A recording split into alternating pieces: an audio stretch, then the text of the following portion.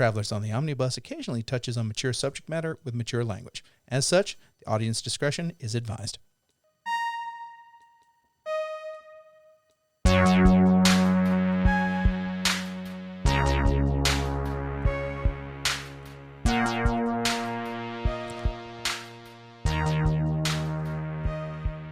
keeping this in. This is when you say I thought something. I was. Wait, I didn't know if you were hosting or just reintroducing the topic. Which one do you want to do? Which one I thought we decided on something that I would. That you're going to host, then host. Are you going to host or I'm you confused? host. I'm super confused. We're leaving now. all of this in. Jesus Christ. Welcome, everybody, to Travelers on the Omnibus, a field trip through nerd and pop culture. My name is Brady Davis. I'm Jody Kite. I'm Ethan Skinner. My name is James McCarthy. And that was a shit show of an intro. That's so standard operating procedure. Yeah, I get it. Okay, that's good. That was shittier of a shit show than the shit show that we normally have. I as a like shit it. show. I like it that we're human and that our audience knows we're human. It's like we're all Caesar, but every so often we have to whisper in our ears that thou art mortal. Do not play Detroit Become Human because I found that game completely boring. Why? We didn't have to bring quantum. We didn't have to bring quantum into this. Quantum theory. Quantum I couldn't theory think of that goes without saying. You know, the clips. The Star Wars game is being made by. Yeah, and it's gonna be shit. Yeah. Wow. Wait a minute. Okay, Wow. we're taking. Now you're going further behind the curtain. You're actually in the Wizard of Oz's colonoscopy. Forgive me if I have no faith in quantic drill. No, what I'm saying this right now is so we've been kind of juggling whether or not we're going to do a video game show, and we're looking at doing a video game show, but we were worried there wasn't enough energy in it, and then Brady just immediately breaks out a flaming sword like if you want me to talk fuck quantum dream or theory. I'm kind whatever of their name is. the way I am with video games now is kind of like how I am with sports. I don't have teams that I hate. That I love, but I do have teams that I hate. Coming up in 2 weeks, our 4-hour review of Heavy Rain and why it's shit. Jody, what am I doing? Brady, get the thing back over. Do you want to? Who's hosting? What's happening right now? Damn. Hold on. I need more dill pickle. Potato chips. Talk amongst yourselves. I'm not right.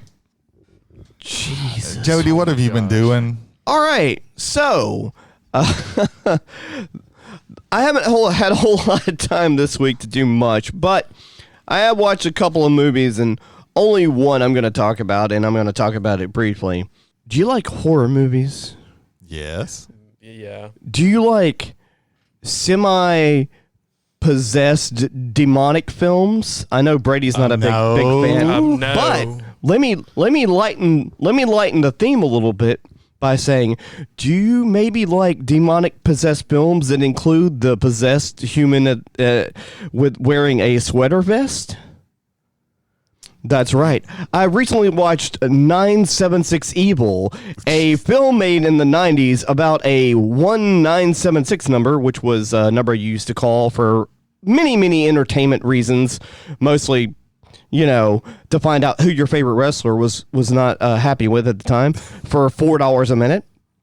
And that's the whole plot of this film, where our antagonist, I guess, calls a 1976 number and gets hooked up with a horror astrology line that gives him all this really cool information about what to do to become more powerful. And then he becomes possessed by a demon because the phone line's actually ran by Satan. Oh, okay. And So Ethan, there was this time where you had this thing called a phone, and what you do is you pick up the receiver, and then you would dial a certain number of digits. Phones are like cell phones, but they're connected to the wall. Yeah, you can't get them. Oh, well, no, they could have wireless ones. They had giant antennas on them. Not at this time. If you had two of them, you could have little jousting matches with your friends. It was very great. true. Yeah.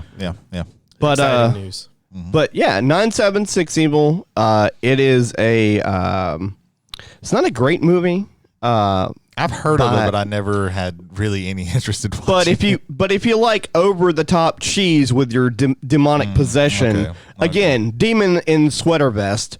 Also, demon in sweater vest played the really weird Renfield looking kid in the original Fright Night movie from the mid '80s. So if you know who that is, I can't remember the actor's name, but that's who the possessed person is in that film. But that's what I've been doing this week. Ethan, what have you been doing? Honestly, kind of the same. Like You've been watching 976 Evil? I haven't watched 976. Wait, kind of the same. He watched 977 Evil. Oh, shit. The sequel. The sequel. Just I'm getting some new training at work, so I'm pretty excited with that. I'll eventually be doing what Jay does normally, Oh, so okay. I'm kind of excited to learn all that. On my free time, though, I found a really nice Nintendo DS emulator for my computer, Ooh. and so I've just been downloading ROMs. But he only downloads the games he already owns. Don't get arrested. Yeah. We don't make enough money for bail. don't do I that. don't think Bianca would bail you out. No, she wouldn't. No, She'd be the one arresting you. Yeah. She'd take pebbles and leave. No. I'm pretty sure the collector's market for DS games is probably pretty low. Yeah, Oh, but yeah. As far as buying games. Yeah, but when the games I want to play, the physical copies are $100 without the Yeah, case. not the Pokemon games. Oh, in I was particular, about to say Yeah. it must be a Pokemon Yeah. game. Yeah. If I did that, I could only download the ROMs for one of the Yu-Gi-Oh games, a Bleach fighting game, and the Castlevania Portrait of Ruin. That's the only. Bleach the anime. Yes. I thought for a second there was a game where you just throw Bleach. No, at it's one like a another. Bleach, Okay, the that- anime okay. fighting Probably a game. Flash So game on I had Newgrounds. to think about that. Like, was it sponsored by? Those are the Clorox? only three Like, games that I still have from my DS. There you So go. to put it in perspective, one of my favorite Pokemon games is Pokemon Soul Silver, which was the considered Generation 4. Without the case, just the cartridge itself is $100. With the case, with the Pokegear that they released on launch day, I want to say they go upwards of $500. Jesus. So yeah, I'd much rather play it on my computer than buy an actual physical copy. Yeah. So nothing much. Something I would like to clarify with what he just said. When he said that Bianca would take pebbles and leave, That she's is my not- dog. She's not picking up rocks in the yard. That is my Or a Flintstone cereal. that is my dog, That is their dog. which we named after the Flintstones, Pebbles. There you go. Very nice. Yes. Jay, what you been up to? Blood on the Clocktower, Part 2. So we had a bigger game of it last week. It was about 13 players. Jody didn't show up because there was a crokinole board in the building, and so he Yeah, went straight I to the played Crokinole for 3 hours instead of playing Blood on the Clock Tower. Hey, Funny you probably won. You probably won out of all of us. I don't know You had about that. You had the better deal. I overheard some of the shouting that was going on. It sounded very Yeah, it entertaining. was- So names will be changed or not mentioned to protect the innocent and guilty. So we had a gentleman, and he had one role, and he thought he had another role. Let's call him Bartholomew. Let's call him Bartholomew, the crazy librarian, because he thought he was the soldier, but he was the librarian. I thought you said Bartholomew. And he was so convinced he was the soldier that it helped find out who the demon was, because the demon claimed to be the soldier. It said, "That's impossible. I'm the soldier." Yeah. This went on for half an hour. Oh, God. One of the demon's henchmen managed to get 3 other people killed instead. Yeah. It was one of the MVP moments of all time, but the demon was eventually killed. And then as I go around at the end of the game to explain who everybody was, I get, "You were the librarian." He's like, "What?" It's like, yes, he was the librarian. I showed him the grimoire where his librarian token is, and I just said, "You are the dumbest boy," but it worked.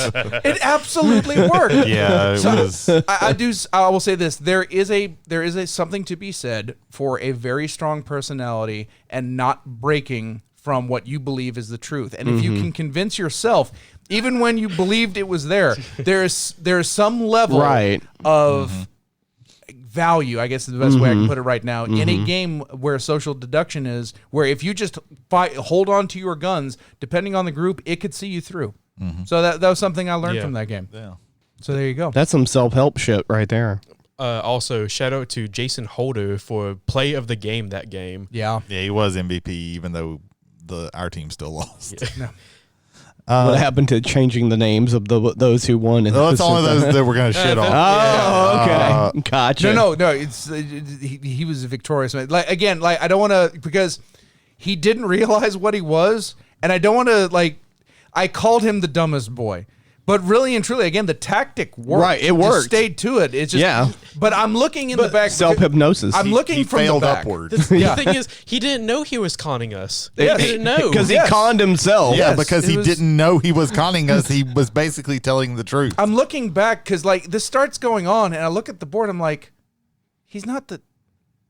Does he know? And I'm looking at it, and I'm like, as we're getting close to the end of that first round, I'm like, oh, he doesn't know. Yeah, because usually in that game, people, if you're like if you're a townsfolk member and you have a role, you're probably just gonna play to your role most of the time. Yeah, but again, it totally worked. Yeah. Like fail upwards. Good job. 10 out of 10. Well, there you go. That's what I've been doing. That was that was my major thing for the week.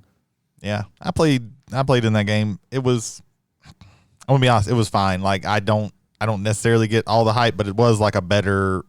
I would much rather play this than Werewolf because there is a little bit more stuff going on with More it. Everybody sustenance. has a thing. I think a lot of it is just I'm not super caring much about social deduction games like that right now. I don't know. I don't know what it is. That's fair. But yeah, Again, if it's not your, I'll say this: if it's not your cup of tea, this is social deduction on methamphetamine. It just is. It's very high, and for that game in particular, it can be very high energy. Oh, yeah. Oh, that was. And if you're not expecting that, it could also be very off-putting because if you just like a nice little mellow, subtle game of this stuff, and somebody comes at you with that, again, I'm not saying that to if you got a high energy team and a group that does that all the time, it fits in perfectly for you. But if you have those disconnects, and those games can have those, that could be a bad time. Yeah. That could be an absolute bad time. Brady. Brady, what have you been Wait, doing? I was literally just started asking you what you were doing. Yeah, I cut you motherfuckers off. Yeah, you did. Dare you? Transmission from the Moon Io. What has Brady been up to? Oh my God, space is. Oh man, we just got a whole bunch of people asking. Yes, us. you go. I got 4 people asking me, "What Yeah. did I do?" I can't wait for the anchor. Welcome to analytics hosting, man. I can't wait for the anchor analytics to say that we got something from IO. That's gonna be great. Yeah, that was, They probably like NordVPN'd it from Switzerland. maybe I don't know. So this past weekend, I took my daughter to see Thor: Love and Thunder, the new Marvel movie by Taika Waititi. It's the 4th Thor movie. I really enjoyed it. I really enjoyed it. She really enjoyed it. I think it takes 2 of some of my favorite Thor stories, which is the God Butcher arc and then the Lady Thor arc, and puts them together pretty well.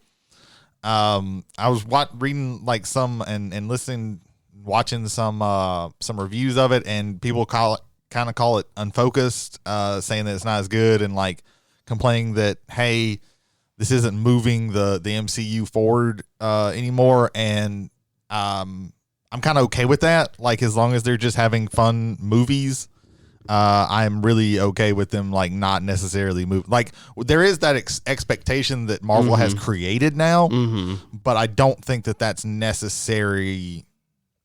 Like, I don't think that should come into it. I think you can enjoy one of these movies and it not be something that's. Yeah. I've kind of been thinking that the way they've been moving it forward right now is to introduce you to the new players, like into the new characters that you're going to be seeing, and then once you have that established, then we can kind of move forward with actual story. Also, I mean, the build up to, like, let's just say the build up to Endgame. I mean, they weren't like, hot shotting the storylines. Like, but you knew that slow. like Thanos was there by the end of the first Avengers movie. And I think that's part of it, is that there was like what, 5 movies and then an Avenger, 5 or 6, and then an Avengers. It was Iron Man 2, The Incredible Hulk, Thor, Captain and America. Captain America, and that was it. 5. So you had 5 movies, Yeah. and then the Avengers, Right. And there's been 7, 8, 9 movies and like 6 TV shows, and we still don't know what's next. What's going to be the next big thing? I think the numbers are off, but yeah, again, and this was brought up by it's Red just all Letter. It guessing. was brought up by Red Letter Media. There are at the time there were like 27 Marvel movies in like 13 years. There have been 26 James Bond movies since 1960. Yeah. So yeah, it's a compression of a lot of story that is all interlocked. at one period of time. Overall, I'm getting fatigued with Marvel. I'm probably not going to go out. I'm probably not going to watch many shows really and truly, and I'm not going to necessarily watch. But I really enjoyed this. I think that it keeps up with the whole Taika Waititi thing. It could be a little bit more focused. I can see that. But like all the characters, I really enjoy. Christian Bale is great as Gore the God Butcher. Like he is really, really good. I wish that like he would have been in the movie more, but everybody else is also like really, really good. And like I said, my daughter really, really enjoyed it. Yeah, I want to see it. It just looks like it's a really fun movie. Just have fun. You know, it is fun. Like they do some serious parts, right? But it is very fun to see them kind of like break away from like the MCU part of things, like with Shang-Chi and the Legend of the Ten Rings, Eternals. Yeah, these are mostly like mostly standalone movies. I think Doctor Strange is really the only one that feels kind of MCU-ish. Because it's still a continuation of what's happened with the past you have to. You really shows. are not going to tying understand up some a lot loose ends. if you haven't watched like WandaVision or something like that. So like I'm really liking how they're moving forward with all this right now. And this one, you really didn't. I don't think that you really necessarily had to, because they kind of catch you up to speed really quickly. Like, but yeah, it was really, really good. From what I've seen, I think all you need to see is Endgame, and then you're caught up. Yeah.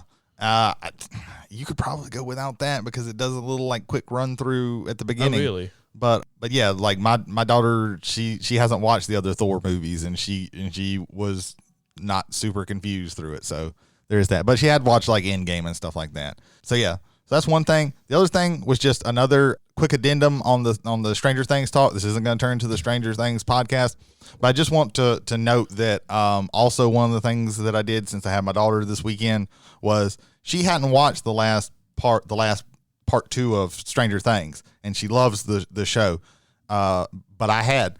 So she got to watch. So I got to watch her, be in the room with her while she's watching this and experiencing this. And even though like I really did like this season, we did shit talk it a lot, but like the joy and like the just watching the reactions that my daughter had, like she was when certain things happened, and she was oh, I can't believe they did that. And like really the only thing that she was mad about while watching this season was that she's going to have to wait at least a year, maybe 2. I think it's going to be 2 before she gets more Stranger Things. And she was just talking about it, and she was really excited. So there is that saying that like there is some cynicism, on my part and people who are a little bit older's part. I mean, you can't really get away from it, Yeah, it's hard to get away from. And I tried to have that, but I miss that childlike wonder. But like seeing her like react to it and everything was really great. Right. Like I really enjoyed it.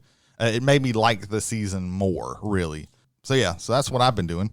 Jay, do we have any passenger feedback maybe? Oh yeah, we got the passenger feedback. I was trying to do a Letterkenny thing there, and it sounded like the chef from it was more like and I went to Fargo. See, and I went to like Midsummer there for a little bit. It was like we're going Nordic on us. But yes, we have a sizable passenger feedback this week. Oh, okay. Like I'm gonna have to hit the scroll bar for how large this email is. But ladies and gentlemen, we have been graced by the great words and feelings of one Kevin Shelton of Silence Your Cell Phones. And he offered up a fantastic email with a whole bunch of review, like parts, like we're going back to like almost like episode 3 stuff he's bringing up in this thing. I can't remember that. Yeah, I can't remember that. Yeah, well, you're about to remember it. Here we go.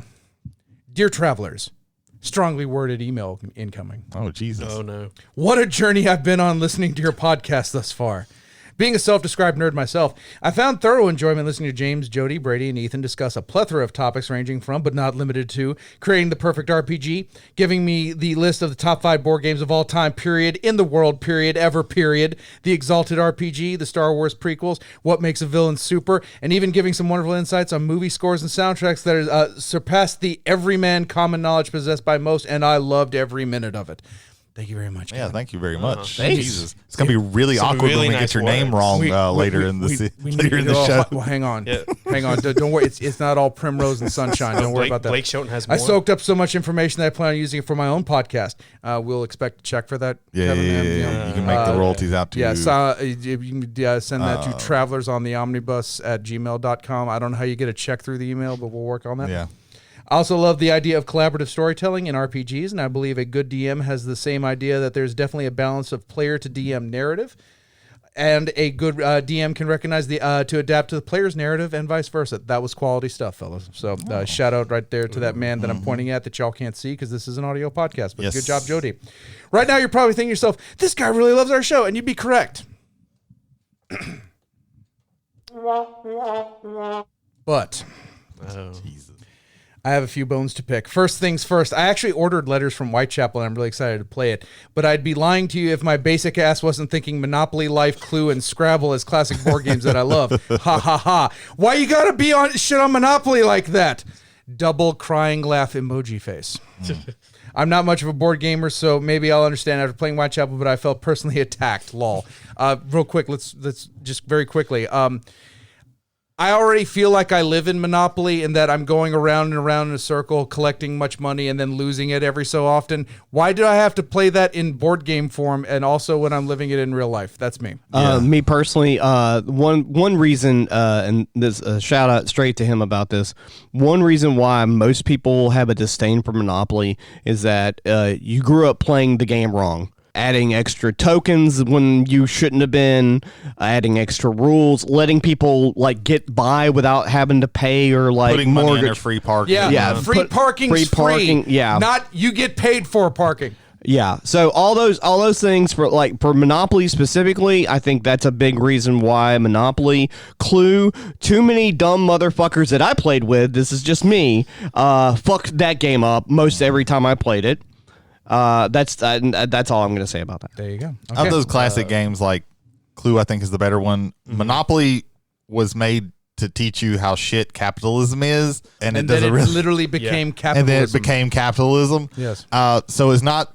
I don't even think it was made to be a fun game. I'm sorry if that's the only game that you've ever played, but like, play more games. Like, because it's a shit game. The only gripe I have with Monopoly is how long it can take to play just one game. It's supposed to be an hour. It's supposed to be an hour. Yes, and if you play it properly, it normally is about an hour. However, I had a 2-day long game. Nobody Played it wrong. ever plays the game right.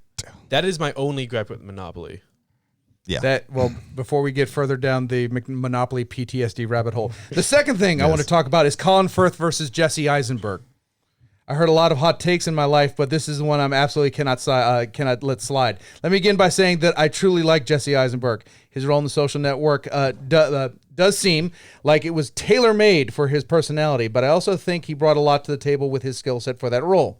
However, I believe Colin Firth gave the performance of a lifetime in The King's Speech. The intricacies and level of difficulty to act with a speech impediment alone had to take an enormous amount of talent, but to outshine Jeffrey Rush, who has quite the resume, just asked his friends Tony, Emmy, and Oscar, and Helena Bonham Carter, who I think may be one of the most talented actresses of our most talented actresses of our generation, and has 2 Oscar noms for herself. To give a performance that significantly surrounded by such an elite talent is enough to warrant the win. Jesse Eisenberg outshined Justin Timberlake and a young Andrew Garfield, who I respect, but I think his best acting years are still in front of him, starting with Tick Tick Boom, See It. So I believe he's in his prime right now.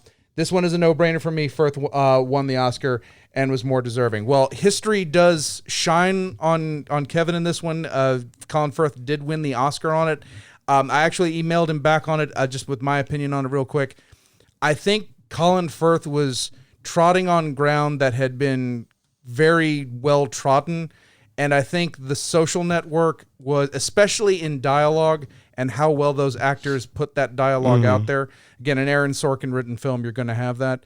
I think Jesse Eisenberg nailed it. I think him and Andrew Garfield, I think, are the 2 that kind of spin out of that movie just as like. Remind me who. How are we talking shit about Colin Firth? I don't remember. It was something that had to do with the hot Oscars. take we had is that at least me, and I think someone else may have co-signed on it. We'll have to go back and look at the old episode, but I said that Jesse Eisenberg should have won the Oscar over. I don't think I had an opinion on it, to be honest. The King's Speech is an Oscar bait movie. It's a historical drama.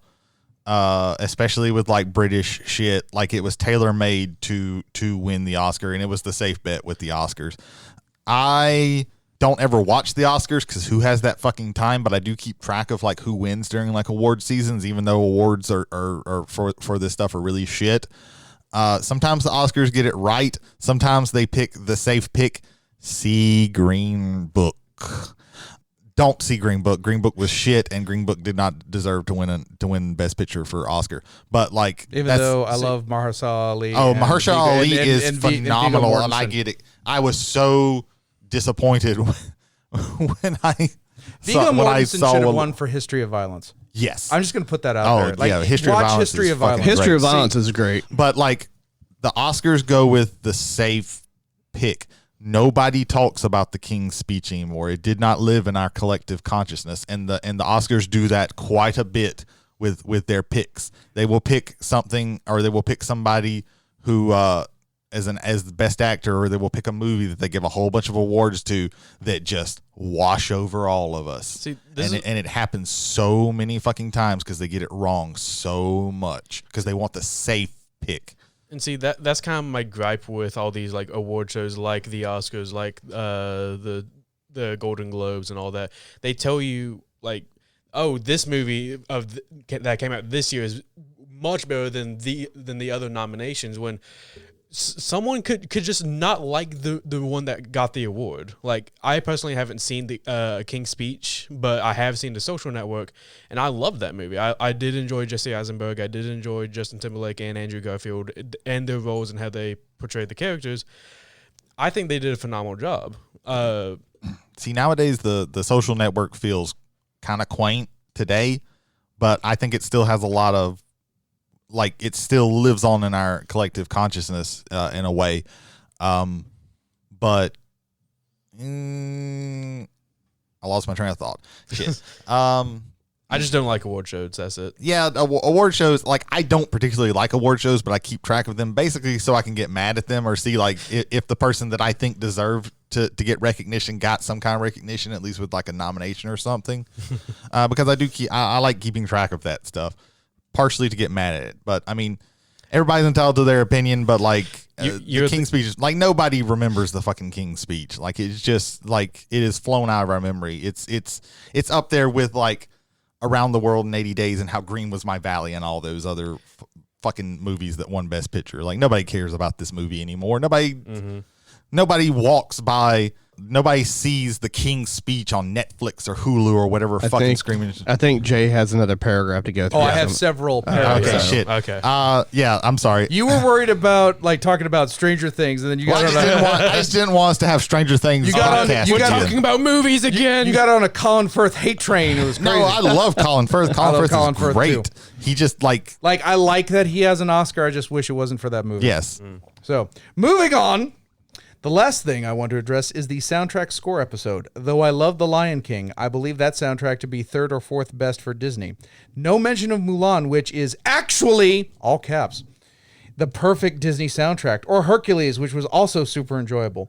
I think you'd have to take a real good look at Frozen as well, which was essentially the revival of the old guard style of Disney, which placed a premium on the soundtrack. You'd also have to give a nod to Beauty and the Beast, which not only won a Golden Globe for Best Original Song, but an Oscar for Best Original Song, and may have been the only animated film to do that, I think. Thinking face emoji. I want to say something real quick. Well, I'm not done yet. Okay. So my top would look something like this, I imagine. Number 1, Mulan. Number 2, Tarzan. Number 3, Lion King. Number 4, Frozen. Number 5, Hercules. I will say this. I respect your list. I don't agree with it, but I respect your list. I don't agree with it, and I'm going to tell you why I don't agree with it. Jesus Christ. Kevin, help me. He's going to kill me. The reason why I say that is Hercules and Frozen are both musicals, for the most part. Mm-hmm. There are songs in there that the characters play out and sing throughout, and we were specifically talking about movie soundtracks. So that's all I wanted to say about that. We weren't going into musicals because, I mean, you understand what I'm saying, right? Like the difference between like a backing score of a soundtrack and an actual musical where people are performing the music the characters are performing the music specifically. Yeah, but we did kind of bring that up, like, because we did talk about like Lion King and stuff like that. Right, that's true. That's true. My bad. The list is fine. I have problems with it. Everybody's entitled to their opinion. But Frozen had one song. Nobody remembers any other song from Frozen other than Let It Go. Like, I'm sorry. You want to build a snowman? No? Everybody remembers Do You Want to Build a Snowman, and nobody remembers anything else from that song. Right. Like, there was really one memorable song. Like, That's true. Mulan is good. Mm-hmm. Mulan does a very interesting thing where when they get to the village and they see the massacre, there's no more song. Nobody sings anything. There's score and everything, but nobody sings because like from then on, there's like, okay, we're doing serious stuff now. That is a very interesting thing. Mulan is good. I don't think it's the top one, but you know, everybody's entitled to their opinion. When it comes to the scores, I do believe Mulan goes over Tarzan, but soundtrack alone, Tarzan is much more memorable than Tarzan is a soundtrack because it's just Phil Collins music. It is much more memorable than anything in Beauty and the Beast, Mulan, Frozen, in my opinion. Well, again, Beauty and the Beast also a musical. You know, yeah. Beauty and the Beast knocks Phil Collins' shit out of the water. I'm sorry, but you know what? Everybody's entitled to their opinion, right? Like the only thing I could think of when I think of Mulan is "Be a Man." That's the only thing. I like to Keep Me in Your Heart by Phil Collins from Tarzan. It's a good song, but like it's I like that like song. the songs wear thin because they all kind of sound That's alike. one of those where it's like, okay, so best song that year actually went to Phil Collins, but Blame Canada from the South Park Bigger, Longer, and Longer was on there, and that, oh my god, I watched them like perform that in the Oscars. It was pretty funny. Didn't Robin Williams that was portrayed it? Yeah, amazing. So that was crazy. A little PS on that one. So fine. That's neither here nor there though. The past is the past. I appreciated the Kenny Loggins reference, and also James Gunn is one of my current favorite directors as well. But the fact that you did this entire episode and missed one of the single largest music groups in cinematic history boggles the mind. Here's a list of movies that have something in common. And now, as I promised Kevin I would do, ladies and gentlemen, welcome to an impromptu my Lord. Oh, okay. JCQC. All right. Oh no. All right, so it's only going to be two stages. There's going to be a $5 stage and a $1 stage. If you get it on the $5, you get $5. If you get it on the $1, you get $1. That's how it's going to work. Context. So here we go. So this is American bands. The following American band had songs or songs in all of the following movies and TV series: Blade, Live Free or Die Hard, Suicide Squad, War Dogs, Tropic Thunder, The Big Lebowski, Rudy, Jungle Cruise, Remember the Titans, Invincible, Red Dawn version 2012, The Waterboy, The Expendables, Hard Target, the 2005 Adam Sandler Longest Yard, Evan Almighty, The King of Staten Island, The Unbearable Weight of Massive Talent, We Are Marshall, and then for TV series, MacGyver, Parenthood, Dexter, The Gilmore Girls, Stranger Things, and Better Call Saul. Your answers are up, sirs. Remember, if you don't get it right on the 5, you still get a chance to guess it on the 1. Remember, like most of those, I can't remember any music from them. I'm just trying to find something that can. No. I'm just trying to remember like one song that was in some of those. Right. Well, if it was on Stranger Things, then it's from the 80s. I can't think. I don't know. That was the farting clown of failure, everyone. We go down to the $1. If you get this, you get $1.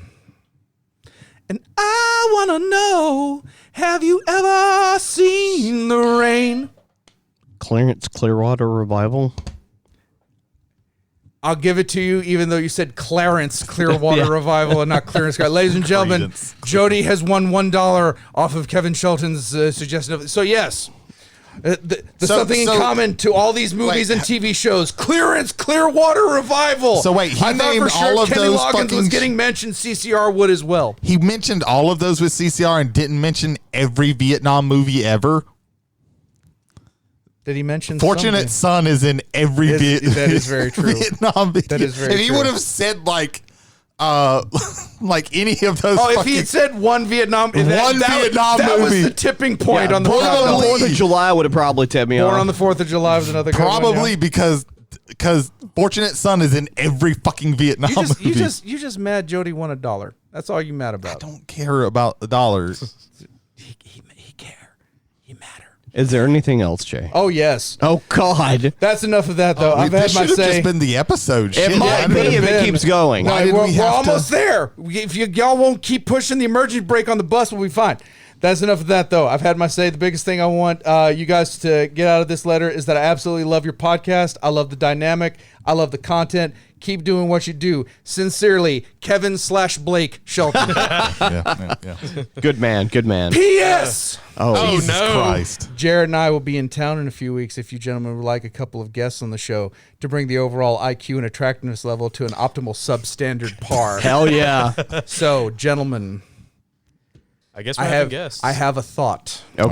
Okay. So, Silence Your Cell Phones is coming to town. Yes. Whiskey and Wrestling is Is in already in town. town. Yes.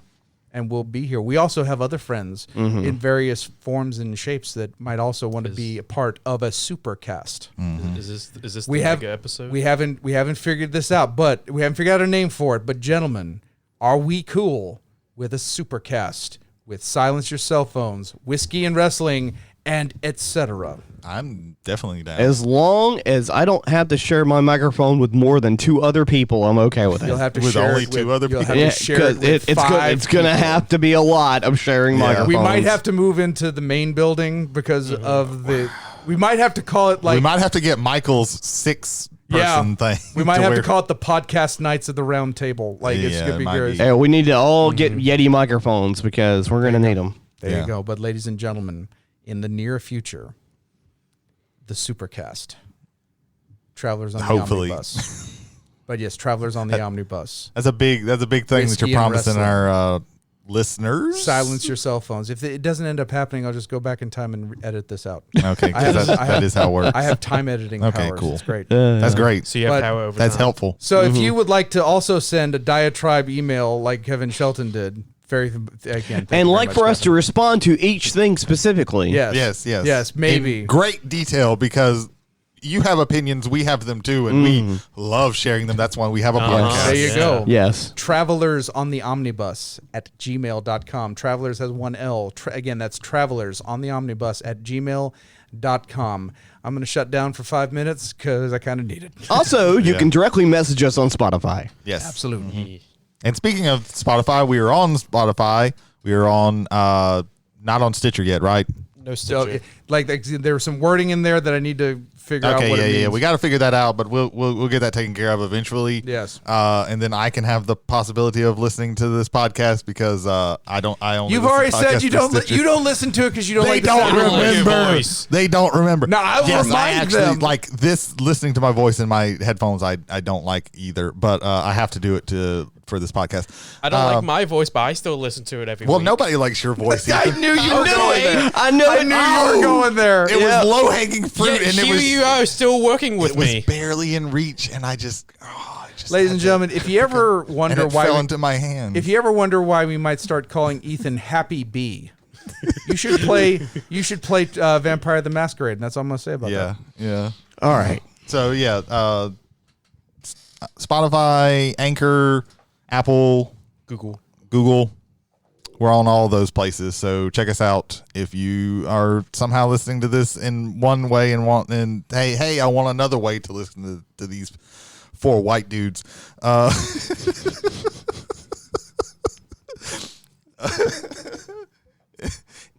Anytime I make Jay laugh, it actually like cuts me up. So yeah. I'm usually a very stoic man. Yes. It's a he's Peter very Murphy strong. reference. Unless when I'm going completely crazy, but I'm usually stoic. So you So- got me on that one. Good job. Enough with all that bullshit. That gets us to our That was main. not both. That was a very well put out email. I wasn't talking about that. Kevin's gonna come whoop your ass. He for was that. talking about the Probably- last 3 minutes of us being fucking us. Probably is. He's like, hey guys, keep not knowing what my name is. Now. I appreciate that. we still might fuck his name up, which is sad. Now it's a running bit, so who knows? That's very true. That leads us to our main topic, and today, fellow travelers, we're going to be talking about TV shows and movies that we watched as children. You know, children animated stuff, could be non-animated, just children's child movies. media. Yeah, that really fucked us up as children. That have stuck with us. Some of these have, at least with mine, they've stuck with me up until this very day. Some of them, like I had to like kind of look up and remember and be like, oh, Jesus, yes, that did fuck me up. And I just buried it in my memory because it fucked me up so bad. So we're going to start off. Does anybody have any particular one that sticks out that they want to make sure that they talk about? One show. Cool. Courage the Cowardly Dog. Oh, yeah. Courage the Cowardly Dog was on mine. My God. That terrified me as a kid. There are things that watching that today can fuck you up as an Yes. adult. There's some creepy shit on that show. So, for those of you that do not know what Courage the Cowardly Dog is, it goes. We watch the adventure of Courage, who is a cowardly dog who tries to defend his house with his owners, Eustace and Mariel, Who are usually oblivious to what's happening around them. Yes, very. and all this paranormal shit just happens on a regular Tuesday, and he just casually deals with it. Courage does not casually deal with it. He hyperventilatingly He deals with it. Like, But yeah, there's fucked up shit in that in that show. there was one particular thing that keeps with me to this day. There was one episode in which Eustace found an Egyptian clay tablet, and he claimed it as his. The following night, he had this weird looking corn stalk Egyptian dude stalk him and saying, "Bring me the tablet or you shall perish." He was like, "No, it's mine." And then just the swarm of locusts and flooding and everything. Like, I'm going to pass around a picture of what this thing looked like. Oh yeah, I've seen it. Yeah, it's like the best of early '90s CGI. Yeah, it's late they 90s, used but the yeah. terrible CGI to make Oh, it just God, look it's awful. creepy. Uh-huh.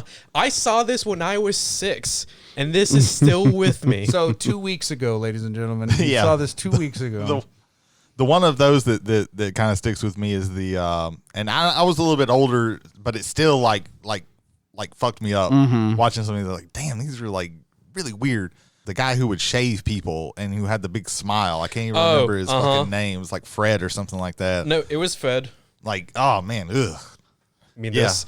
Yeah, Jesus, that is frightening. yeah.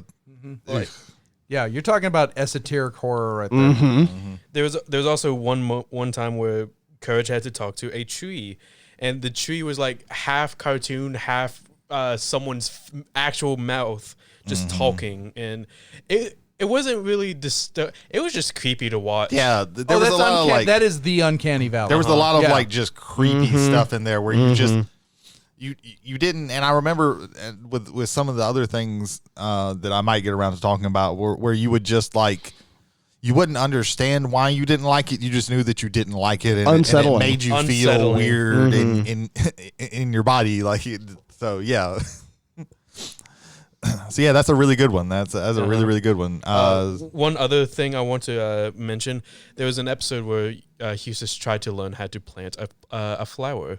He did not know how to plant a flower. He then had a huge white ghost head haunt him until he could plant a flower.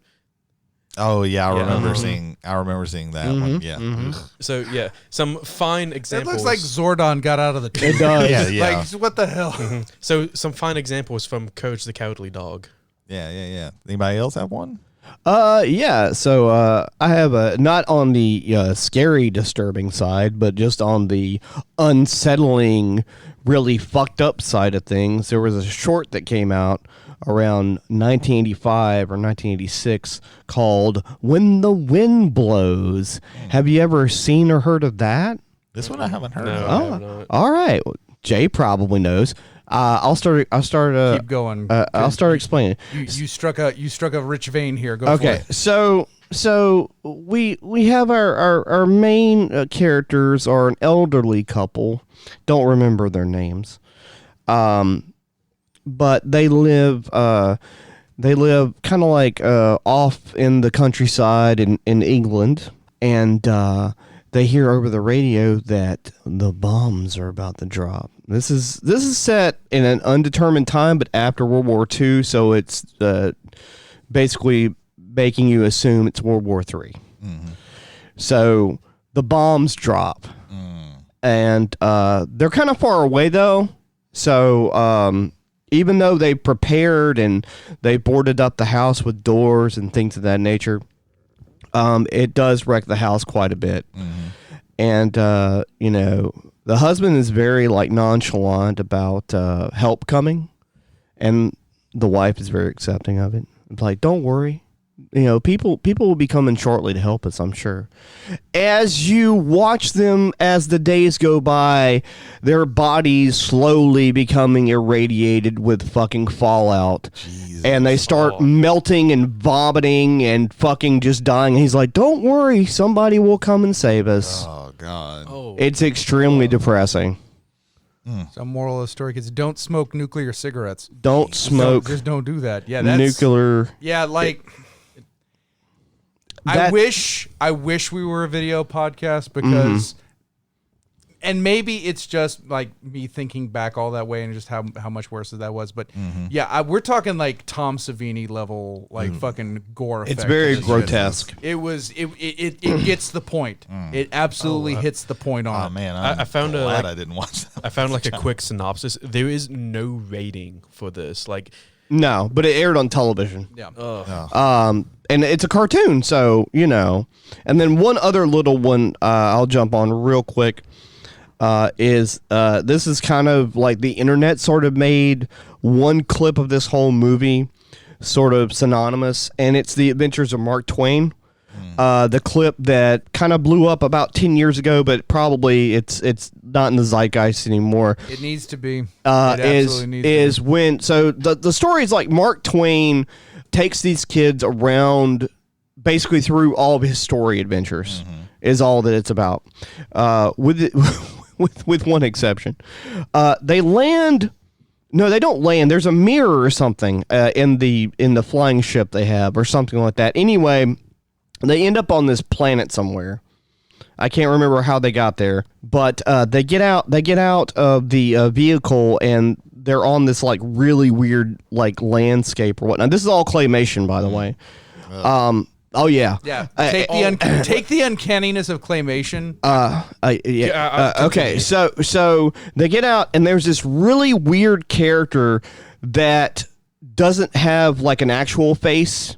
It has what looks like, the laughing, frowning mask clown face kind of thing. Like comedy and tragedy. Yeah, comedy and tragedy. And so that face kind of shifts depending on what's going on. And basically, he's like, hey, I can make people. You want to see me make people? And they're like, yeah, sure. And he makes some people, and the people are kind of like, little bitty clay people, and they're all happy or whatever. And then they start like, getting like murdering each other and doing all kinds of stuff, and they're like, oh no, what's happening? And then he takes them and he like takes them in his hands and he squashes them in his hands and he starts molding them. He's like, yeah, you can do whatever you want, it doesn't matter. And they're like, who are you? And he's like, oh no, hold on, wait a minute. What am I skipping? At this point, Yeah, go look it up. yeah. Go look it up. I won't give it away then. I won't give it away, but it's dark In fact, as so fuck. much so, like, just for the travelers here. right. As soon as the record I button might goes have off, watched. as soon as the record button goes off, we're watching it. I think Ethan's already seen it. I saw this when I was little. Right. I buried this in the back of my mind. Just hearing you describe this and Right. wait, have I seen it? Oh my gosh. I want people. Yes. The reason why I cut you off there is Yeah. I want people to experience Right. that with as little knowledge. Like, you've got the story, Right. but there's There's some more- certain, there's some there's certain more. cuts to that we're gonna leave out for right And now. the weird thing about it is that that's the only point in the movie that's like that. Everything else is like frog races and like other Mark Twain shit. Yeah, I remember I was at my grandmother's when I watched this, and I saw it came to that part, and my grandmother like rushed across the living room to like cut it off before it started Doing stuff? Yes, Yeah. And so I was like, "What did I just watch?" And like I buried that like deep. Oh my gosh. I got other stuff, but I want everybody to go. Okay. Oh, me. All right. Yeah, go ahead, You man. go- Yeah, you go go ahead. staring at me. So there's this show. It's called Are You Afraid of the Dark? Oh yeah. Very rarely. It was Canadian. This engendered in me a long hatred of Canadians, which I have to this day. I don't trust anybody who likes maple syrup, just the way it is. That's a bit of hyperbole, like a skyscraper of hyperbole. Not far away. But like, there's an episode. It's called Dead Man's Float. You probably I don't even remember what this episode was about because at some point in the episode this shows up. Yeah, Look, I'm passing around. Oh, They're at an Olympic Oh, pool, yeah, I remember and all of a seeing sudden a Tom Savini zombie just comes out of the pool, Right. trying to drag them to their death. Again, I can't remember the episode to save my life. I remember the original episode where they had to solve a riddle, and the riddle was whole, or they were going to die to a zombie cab driver. I saw that. I remember that one vividly. I remember nothing about this episode except that zombie coming out of the water, and it was terrifying. It was absolutely terrifying. The other one that kind of messes me up. So there's another movie. It's called Who Framed Roger Rabbit. What a wonderful, fun story. It's Disney characters and Warner Brother characters getting together, having such a great time. Everybody's having see fun. Mickey and Noir. Bugs on the same In a ape of Chinatown, if you think about it. It It's really is it's Chinatown. Weird. It's Chinatown meets Disney meets Warner Brothers.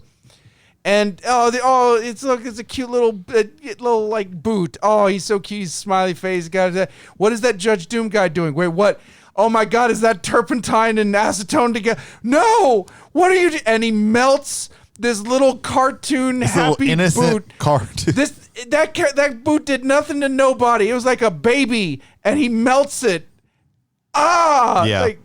Top 5 villain of all time. Yeah, later in that movie Top when 5 he villain of all like time. reveals himself, that's what really like weirded me out. As a that was kid. really I was freaky. like- I was older when that when came the out, and eye- it was like when still the eyeballs freakier. fall out. Yeah, Like, yellow eyes and they just pop out. Yeah, and the eyes turned to daggers and everything. Like that unsettled me. Like, I Right. really didn't like the melting? the The melting thing, but like that at the end, there, eyeballs, like that's yeah. what unsettled me. And I had a book, a storybook of it that was also like a tape. So you listen to the tape, and they had like sound effects and everything, and like stuff from the movie. And like there were parts in there, like I want to say they had like the thing being dropped in the dip, and they had Judge Doom's voice on there, and that fucked me up whenever I would read through that. Yeah. Because I was obsessed with that movie, so I Right. like listened to that all the time or watched the movie all the time. And because we only had one TV, I was listening to the tape more than I was Right. actually. Yeah. For me, just those two were standouts when we were Yeah. starting to talk about the subject. There's one more short I want to shoot out Yeah. real quick before we get into the heavier stuff. There's an episode of Tom and Jerry called Heavenly Puss. It is like, and sometimes in the short animated things where like, suspend disbelief because the animals are like Wile E. Coyote and all that are like falling off of cliffs or whatnot. Sometimes a character would die and they would have some consequences or whatever. And so Tom tries to like kill Jerry with a piano. Yep. And the piano slams into Tom and kills him. And he goes up to heaven, and I can't remember the name of the character. It's probably like Saint like Peter or something. He's like you gotta fix your ways, Tom, or bad things are gonna happen. And later on in the episode, he goes to hell. You see him like in actual hell with like the dog that was always in the Tom and Jerry cartoons, like with pitchforks and shit. Oh yeah. As a The devil's tail. child, that's frightening. Yeah. And just seeing him like scoop Tom into the boiling cauldron. Speaking of hell, that brings up one that really fucked me up. The movie All Dogs Go to Heaven. Oh yeah. Oh, There's yeah. a sequence in there. I was so young when I watched this. There were parts of this that I really didn't understand. Like they killed this dog, and I didn't really understand that. Like they hit him with a car and run him off of a pier. But there's a sequence where he dreams and goes to hell, and it is so disturbing. Like it is one of the most disturbing things that I can remember watching as a child. Some of those are actually going to be on my list, but like, yeah, that depiction of hell that he has is just really, really weird. And it really, like, I loved the movie of All Dogs Go to Heaven, but like, I was always like really unsettled by that depiction there. They had a sequel movie to that, and Yeah. they had a cat depict Satan. Yeah, it was like Cat Satan. And towards the end of the movie is like the main goal was Gabriel's horn. Gabriel's horn that had fallen down to earth and they had to retrieve it. Cat Satan got hold of the horn. He blows on it, and then all of a sudden, all the dogs in heaven just like like fall down to earth, and you see this like spiraling vortex of just red. Yeah, that was. I remember watching that as I was a little bit older, but like, yeah, that was super unsettling too. Yeah. Listening to everyone talk about books, did anyone think that not a single person brought up books right I now? said something hang about Are you Roger talking about Rabbit. like a week ago? books and TV I thought shows? And I thought you was like, motherfucker. Are You Afraid of the Dark is not a book. did anyone think Goosebumps was scary? Like the books or the TV shows? Those came out well after my age was. See, that was right up my alley. The books some of them I found fairly scary. I was reading Stephen Scary King. Stories to Tell After Dark. I was reading Stephen King when those came out. We were growing up. Like the show, I never really found scary. The Haunted Mask one was a little bit unsettling. Yeah, but like we were always like, I never got to watch a lot of Are You Afraid of the Dark because we didn't have cable. But I would watch it and like. But we were all, but growing up in school, like it was always like, Are You Afraid of the Dark is like the scarier version of Goosebumps. But like some of the books fucked me up too. Werewolf Skin, that was the one that I was really unsettled with. Night of the Living Dummy. Like, yeah. As a kid, I saw the 3-episode series. The second episode, there was a scene where the dummy is just over a sleeping child, and you see the child's soul like get ripped out of his mouth, and he slowly turns into a puppet. Oh yeah, like that was really disturbing. fucking hate ventriloquist dummies. St. Yeah, Alphonsus Catholic School, the Scholastic Book Fair. They sold Scary Stories to Tell After Dark. I think it was like the first 2 volumes of it had been out at that time. I bought I want to say it was volume 2. There's a story about a lady who gets a spider bite on her cheek, and it's not that the spider bit her. Oh yeah. Okay, Yeah. now I'm remembering what you. It's not the spider bit her. The spider implanted an egg sac in her cheek. Oh. And it burst open, and they just start flooding all over her face. Yeah, that's some of the most disturbing drawings I've ever seen, and it was in in like every story had my first grade or second grade. Like our classroom had like a library in the back end. Every story had an illustration. That was the illustration for that story. and they were so disturbing. Like, Oh man! Yeah. I'm not afraid of spiders, but the notion of something being inside of you and then birthing out and then coming out, Body horror. like that goes to Alien, like goes to Alien stuff, and like that's my first introduction to that. Right. Like I hadn't seen Alien yet. What I was talking about was Are You Afraid of the Dark, not scary. But now I'm remembering. That those were like super disturbing. As a Sounds child, extremely and we fucked up. ate them the fuck like that's scary because it was all it was a lot of like it was also a lot of like urban legends and stuff. Like the hook on the door and the killer is in the house. All of those stories are in like those books. I think it kind of goes back to when we were talking about books last week, and the fact that by the time Goosebumps was out, I think I'm just coming out of the range of where Goosebumps would be scary. I think it was more fun horror, even though that, because I don't remember. And Ethan or Brady might be able to tell me on this. I don't remember those stories ending badly. Whereas, like, again, Scary Stories to Tell After Dark, like, again, it's a short story where a woman has spiders burst out of her face. There were a couple that didn't. That they always had a twist ending, of course, but like some of like Werewolf Skin, that one had a very like unsettling ending to me. So that's the one that really sticks into my head that I was just like, I don't like this. But yeah, I can't think of a single episode where it ended like scarily or anything like that. Yeah, the show wasn't like I no. remember like being kind of weirded out, but like never like it really like sticking with me as like, oh man. I didn't grow up reading the books. I watched the shows mainly because of elementary school. As soon as Power Rangers went on, like Power Rangers, Masked Rider, and Beetleborgs and all that stuff went off, it's like, oh, it's Goosebumps, whatever. Right. Time to go. Time to go mow the lawn. So yeah, another one I want to talk about is the movie The Brave Little Toaster. Did anybody watch this? Yeah, it's been many years. So I used to watch this movie so much, but there is so much in it that is super disturbing and very depressing. Yes, This like is the PTSD toaster. Like, good God. Yeah, like you have the AC committing suicide. Yeah, the air conditioning unit decides that he just can't handle being stuck in the wall anymore, and he doesn't like fucking explodes. Yeah. He misses being touched by the child. Yeah, the The way you said that was a little weird. yeah, very. the dream that the toaster has of the clown with the smoke coming out. That clown of was his fucking mouth. scary looking, dude. That and the Suicide cars.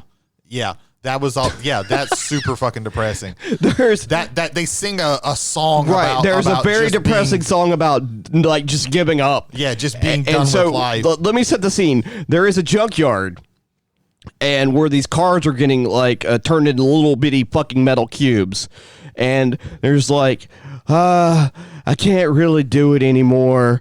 And then this giant magnet that has this really fucking like evil looking face on it comes and like takes the car, puts it on the conveyor belt, and they go into like graveyard death and turn into a little metal cube. There's a truck that's like, all right, well, time for me to go. Just fucking drives up there and goes right into the fucking machine, just fucking dies. And they're singing a song They're about singing it the a song whole about entire giving time. up. I can't remember the name of Most it. of the songs in that are like super like ugh. They were very unsettling as a child. Yeah, that whole entire movie is like, how the fuck did That y'all first get away one's with not that? made by Disney, but Disney acquired the rights to Yeah, Brave like- Little Toaster. So Yeah, like the second one wasn't like Right. nearly as right, and Disney didn't air the first one much. Yeah, after because they bought there the was rights to it so 'cause it much was in too it. fucked It up. was, like, I'm not sure if you super- described Brave Little Toaster or Jacob's Ladder. Like Jesus There's a Christ. Same movie. Christ. There's also a scene where like they're sinking in sand or water or something. I think they're sinking in sand. It's been so long since They're I've sinking seen. in something, and like everyone is connected together. So like the vacuum goes, and then the toaster goes, and then the lamp goes. Oh, we forgot about the guy that fucking like hacked up the fucking. Oh yeah, they're like in this Like a- pawn shop type yeah. thing, like repair shop, and the guy is like destroying. cutting Cutting like they're things watching this open. guy like cut open like another some kind of A blender. A blender. There's a blender. and like since we all know that they're alive, like that like all appliances and everything are alive in this world, so he's just basically Murdering. mutilating this thing in Right. front of them. Yeah, that's really fucking. Because he was wanting to get the motor out to put in something Yeah, else. parts. Like it was like there is so much in that movie that Right. was so disturbing, and it is so clear that my parents never watched that movie. Oh no.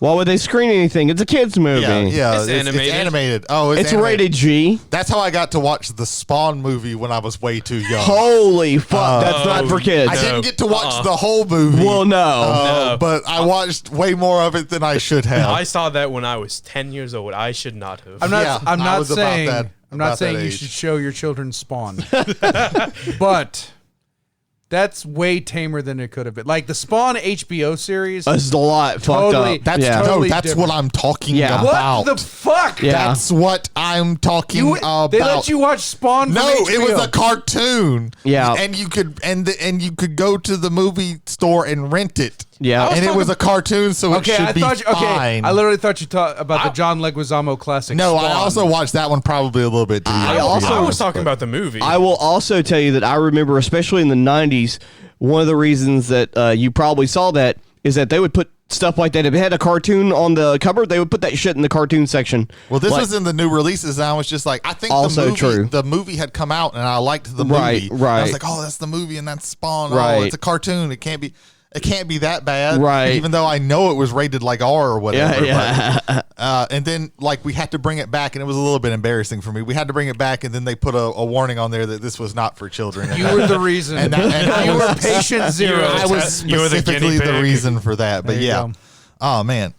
So yeah, those are that one's like one that's like super unsettling. But there were like some that I had that were like super sad, like Land Before Time. When Littlefoot's mother died, I don't think I ever watched that part. I think I had to my parents would like skip past that part eventually because like I had the movie, but every time I would watch it, I would cry at that part, Right. Because it was so sad as a child. Like Bambi's mom. Yeah, Bambi's mom fucked me up, but not as bad as like Littlefoot's mom dying. Because Gotcha. like he doesn't even see Littlefoot, like, Right. Like Bambi doesn't even see his mom die or Right, anything right, like that. right. But fucking Littlefoot has to sit there and hear his mom's last words. Like Right. it wrecked me as a child. Jesus, it wrecked me. I cried every single time because there was that song playing, and then at the end the same song plays and it like fucked me up again. Like, oh man. I don't know if this constitutes as child media. Where the Red Phone Grows. Yes, that's children's media. Yeah. That just sparked enough. Go ahead. Yeah. Go ahead. Ooh-wee, little Ann. Ooh-wee, little Dan. 4th grade, everyone was reading it, and they had like the tape going, and it was reading it as we were all reading along. And when it got to the part where both of the dogs had died, and every single child and teacher in that room was crying, and then they showed us the movie, and then we all cried afterwards. Speaking of crying, the first dog dies because it gets torn apart by a wolverine. Jesus. And then the second dog dies because of a broken fucking heart. Jesus. Like, holy And shit. it dies on top of the first dog's grave. Oh God. Yeah. when I was And then a red tree grows there. when And so everything's better. No, it's not. they couldn't name the book. This is the book about dogs dying. Yeah. Speaking They about couldn't dogs, call it dog soldiers. speaking about dogs dying, so I was like around 9 or something, 8 or 9. There used to be this thing called television, Ethan. They used to show shows on this thing called television. There's still television. It's not. The beep is still going, but it's not flatlined yet. On Sundays, unfortunately for me, most of the time on Sundays, I would have to go to church on the second service on Sunday evening, because at 6 o'clock on whatever channel, I can't remember if it was NBC or CBS or whatever, there were only 3 channels, The Wonderful World of Disney. And what they would do is most of the time they would just show like either some shorts or a film that was made for television, but typically they would show older movies that had been out of the theaters and forever and a day. And I watched Old Yeller at 8 or 9, and right, fucked me up pretty good for a good bit. I think the thing that saved me from Old Yeller was that I knew like it had already been what we would consider now basically a meme. Yeah, like you I was knew so the dog familiar- was gonna die. I was so familiar with it Right. that I was sad, but it didn't like really Dude, hurt. it fucked me up. Like first time watching it, no one sees it coming, and then you Yeah. and then you see him. I was very like it. I knew pretty much what was gonna Right. happen before, even Right. though I was young when I watched it. The animal one that fucked me up was Homeward Bound. At the end where the I know exactly which part. golden you're talking retriever Shadow. Shadow, like he falls Yeah. into something and like he keeps saying, I can't get up. Right. Like I think if he wouldn't have made it towards the end, spoiler for like a really old fucking movie that only children watch, that would have it fucked me up, but like I think I might not have recovered if that fucking dog wouldn't have been limping back to at the end of the movie. This is the power of good storytelling. That part scared me. But the part that messed with me is like, okay, the young puppy's there, the cat gets through there, and then like the older son's waiting for the dog, and the dog doesn't show up immediately. And so there's this hold, and then right as they wring that tension out as perfectly as they can, there he is coming up over the hill. That was that was just exceptionally well done. Optimus Prime died. Oh yeah. That was definitely one I wanted to talk about. Yeah. That wrecked me as a child too, because like I was a little bit older by the time like it was the 90s by the time I could even remember like watching these. So I didn't get to like watch the Transformers cartoons as they happened. But in my town there was a video store. There was 2 video stores actually. And one of them had the Transformers movie. So I would rent that all the fucking time. So everything I knew, I remember the first time I watched it almost and seeing, oh, this Optimus Prime guy, he's really cool. Oh, look at him. He's what? He can't die. What? Oh my God. He's dead. Oh my God. Like it fucked me up as a child. Yeah. And then I found out later, I found out a couple of different things. Like one, I think we've talked about this. Yeah, before, I found one guy who said like, "Hey, we just did this because we killed off all these characters because they wanted new toys, so we did that." Right. But then I've heard other people who worked on the movie say like, "Hey, no, we knew this was going to fuck kids up, so we wanted to treat it with some seriousness." So I think some people were just like, "Oh, we're just killing these guys to get new toys," and then some people were like, "Hey, we're actually going to take some care." There's a difference between creative and marketing. Like Right. creative realizes what this impact is, and marketing is like just get these things out on the shelves. Yeah. Transformers the movie that death fucked me up. One thing that wasn't really scary but unsettling, the pink elephants from Dumbo. Yeah. That's gonna lead us into some stuff I wanted to talk about with Disney. Like Dumbo gets drunk off champagne along with the mouse that he's with, and he starts hallucinating out of his mind, and like all these giant elephants, pink, blue, green, purple, just start dancing. Oh, the one where they make it's the elephant. It's a person, but it's all made of Yeah. elephant heads. Like that's That was also disturbing. And then they all explode and just shoot off everywhere. Right. yeah. Oh man. Equally disturbing, something that some of these I saw as an adult, and most of them I saw as a child. The donkey transformation scene in Pinocchio is really fucked up. Pinocchio is subtly the greatest body horror movie. Yes. that's Pretty ever had fucking been done. crazy, man. Yeah. Yeah. Yeah, all of the Pleasure Island sequences is really, really disturbing. Like David Cronenberg, I have to imagine that was his inspiration for The Fly. Yeah. Like that's how bad that shit gets. Videodrome, that's another Pinocchio inspiration right there. Also, I want to talk specifically because I had a fondness for this, even though it freaked me out. Was the short, The Legend of Ichabod Crane and Sleepy Hollow. Yes. Yes. And so Ichabod Crane, this is like colonial America, or it's around that time. And you have this character Ichabod Crane, who's a teacher, kind of newish to the town that he's in. All the girls like him for some reason, even though he's a goofy character. And then you have Was it that, or was he? There is the one protagonist female that likes him, but is also like. Is that connected to There's Brom one Bones? girl who like really likes him. I think- everybody like starts to really like him. I think Most people. everybody liked him except for like the big Brom Bones. the Yeah. real big burly guy. Yeah. Just reflections of the Hunchback of Notre Dame there, and also many other Disney properties. But yeah, so like The Legend of Sleepy Hollow, the Headless Horseman was fucking scary as fuck as a child. Throwing that flaming pumpkin. And the way that story ends is also unsettling because they kind of like try and put a Disney bow on it where they're like, well, nobody really knows what happened to Ichabod Crane, but we like to think that he had a family somewhere. Like, no, man, that motherfucker died. It was on such a downer note for a Disney property thing that it was like that one. I think that's where my affinity, on top of other reasons for my affinity for when the weird awkward guy is actually getting the girl Right. I have affinity for that, and I think that's what fucked me up with that one was Ichabod Crane was going good and wasn't hurting anybody, And then all of he a got sudden- fucked up. And then the horseman showed up. And that's one of the stories also where like a lot of these stories there are some moral lessons, but some of them are just like fucked up shit happens to fucked up characters. Fantasia's got a lot of weird fucking acid trip shit to it.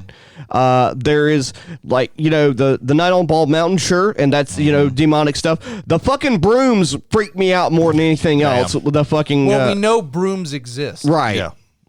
And so it's like, oh, you go in the house, like you might not have a demon in your house, but you've got a broom. Dude, and the sorcerer was fucking creepy and scary looking too. And that It was funny. I thought about, because you see it on lists of Fantasia in there, but Fantasia never messed with me much as a child. Yeah. I think because I did kind of find it boring. Like to me, like the Night on Bald Mountain was cool. Like that's the coolest. This was the time to when me, I was that's like, the coolest look one. at all these cool monsters and Right. stuff.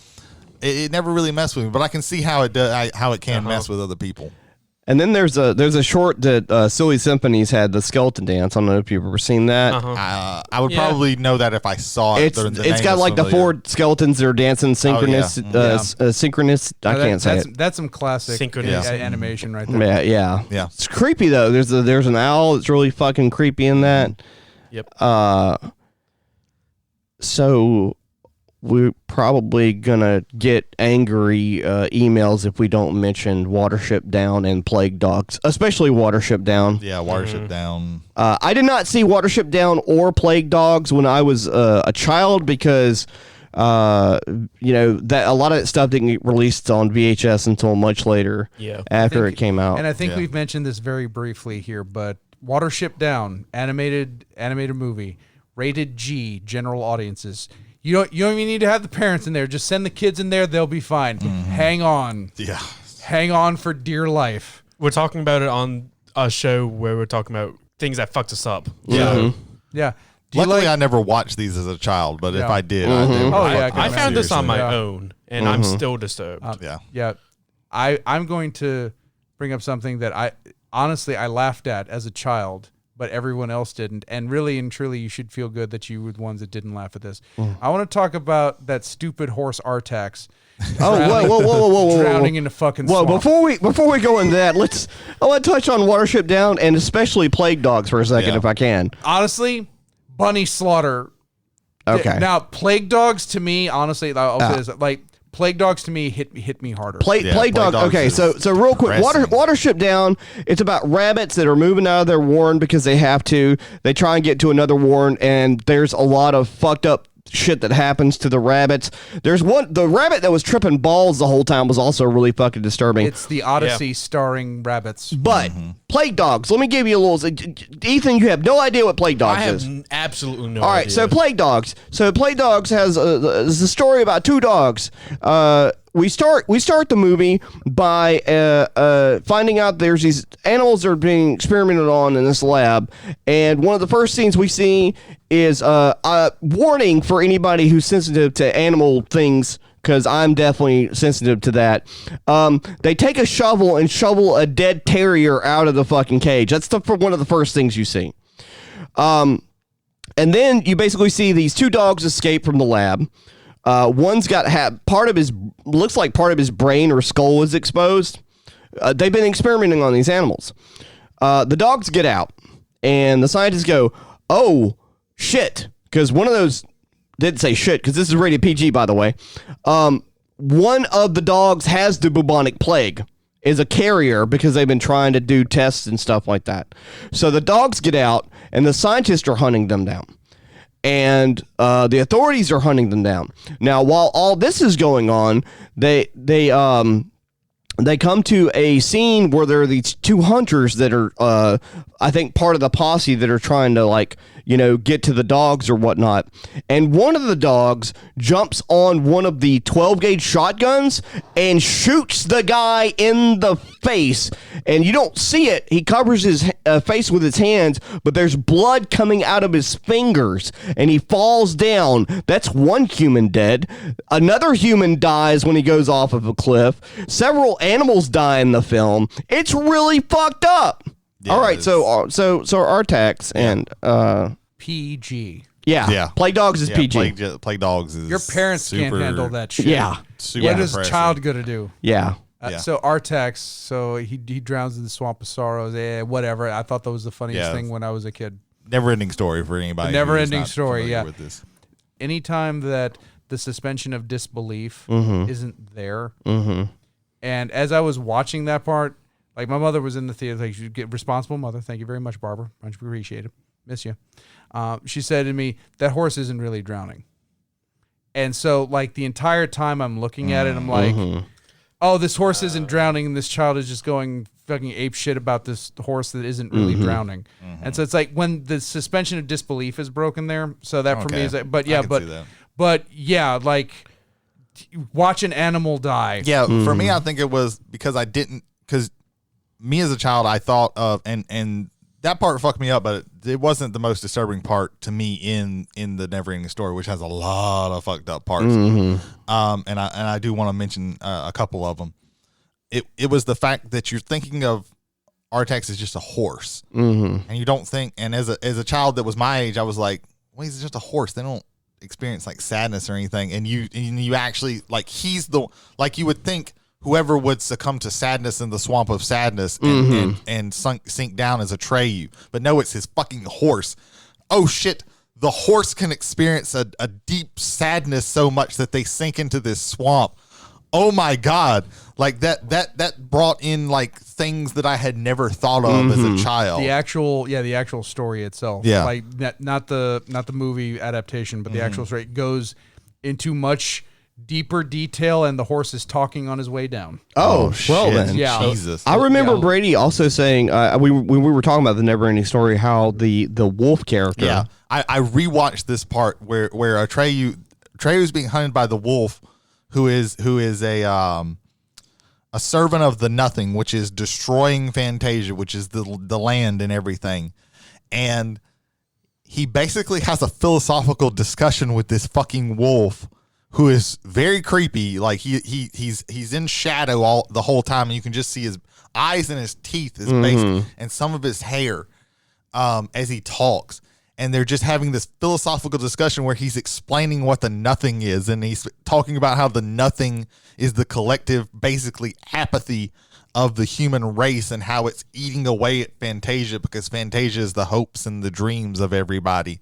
And I didn't understand any of that as a child, but it unsettled me deeply, and I didn't know why. Like, that's what fucked me up most, is I didn't understand why this was so disturbing to me. I love it when, and I legitimately mean this, I love it when child media like gives those nuggets of for the more mature audience in there, kind of like sit on and think, but also planting that seed for the youth young so that they can think about that on their own time.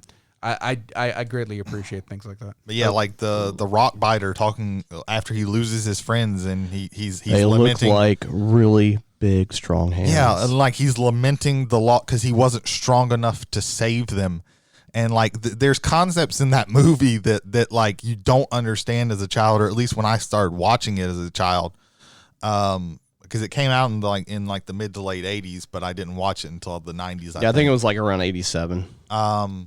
But like there are concepts in there that unsettle you as a kid, and you don't understand why, because they're bigger concepts than what you can understand at that time, and it really is affecting. Like, I still think about that movie all the time. There was also in Labyrinth as well. There's a lot of disturbing. I never watched Labyrinth, so I couldn't speak on that one. But yeah. So two things. One, I recently did a playthrough of Shadow of the Colossus, and when it gets to the part where you're taking on the final Colossus, and you're on your horse, you're running across the bridge, and it's slowly falling behind you. At the point where it breaks off right before you can get to the end, but the horse bumps you off and it sacrifices itself. Oh yeah, it very much reminds me of the horse and Neverending Story. So I would even go so far to say that counts. That counts. Like it. Maybe it's a bit more complicated game for children, but yeah, it is a I horse think that puts in there. It is a horse that you take along with you at. It's your only companion. It's companion the only thing other that world. And this voice in your head that's telling you to destroy these things. Yeah. Second thing, to what Jody was saying about the movie Labyrinth, it gets to the point where the main character, she finds herself in like this really like dark void, if I remember it correctly. Right. And you see these monkey bird-like things. Oh yeah. I've seen. And I've seen all of a sudden they're singing, they're dancing, and then all of a sudden their heads pop off and they're just floating around. And I want to say they're singing Hotel California by the Eagles. For some reason, that memory is in my mind. Yeah, sometimes you have that. If there was anything that would make her forget in that area, because that's what they were trying to do, was make her forget where she was, that would be the reason why. Different part. When she solves the riddle, she goes through the door, and then she falls into that very cramped, like, I don't even call it a cave. It's just that fall that she takes, and there's just hands in the wall, just fucking like groping her. Yeah. Oh, what the fuck, Jim Henson? Yeah, it's a little weird. There was one movie that I definitely want to touch on, but since we're talking about Jim Henson, The Dark Fucking Crystal. Oh yeah, start to finish. Even the good guys in that are super disturbing. Yeah, the witch. And the bad guys are really creepy. The Skeksis are some of the most disturbing things that I found the ever Gelfling seen. design also very off-putting. The Gelflings are the good people, unequivocally good, and they are so fucking disturbing. It's the uncanny valley. It's very uncanny valley. It really valley. is uncanny valley with that, because you think of like elves and gnomes, like you think, okay, these features are heightened, they're sharpened. Yeah, and then you see a Skeksis naked, like also. You mean sexy Skeksis? girlfriend. You can No. do that to anybody who's around our age. Right. There was And they Yeah. will know exactly, and they'll all shudder, and they'll all just be like, "Oh God!" there was a cosplay show on Sci-Fi, and one of the things they were tasked to do is hey, do a Skeksis. And this I think like Yaya Han and Chloe Dykstra and like these like very attractive women, like, and I'm worried like, oh dear God, they're gonna have like a Skeksis head on a bikini model body, and it's just get fucking weird. But they didn't do that. They actually did like proper like Skeksy, and Yeah. so I do appreciate that. But that's where my notion of the sexy Skeksis come from, is this idea. It's like, hey, do this, beautiful women, and it's like, oh, you actually did it. We can't. Yeah, everything. Oh, you have this little cute little doggy thing. Oh, it has a huge, terrible mouth with huge with gnashing teeth. Yeah. Oh my God, every single thing in that movie is fucking Yes. disturbing. Yes. Every single Yes. thing, even the like good ultimate beings at the end are like, what the fuck are these things? David Bowie's codpiece. Yeah, that's in Labyrinth. That's so yeah. the uncanny valley. Yeah. Really quick, the last thing that I want to talk about, I don't know if and then I'll go around to see Willy Wonka and the Chocolate Factory. The Yes. fucking boat ride. Yes. Jesus Christ. Yes. That fucked me up. There was like There's no earthly way of knowing. the shit that they show in that boat ride is so fucking disturbing. I like to think that entire Is it movie is just a snowing? fever dream. Kind of, yeah, there was like the kids were basically dying in there. There was like chickens getting murdered on the screen. Yes. Again, a children's movie with a chicken being decapitated. Yeah, like this snake thing goes over this guy's face.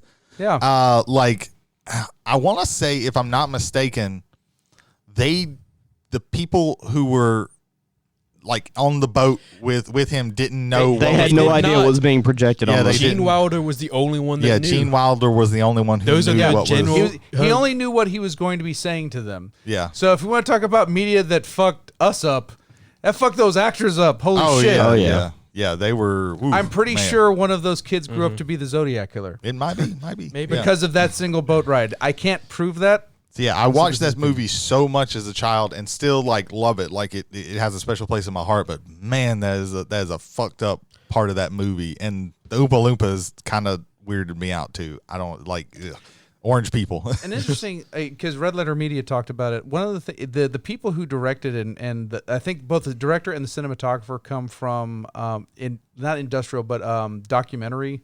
And so especially that the opening where you see the chocolate all being made is like this notion of realism. And so it's kind of weird. People who are used to like photographing and filming and directing and editing realism.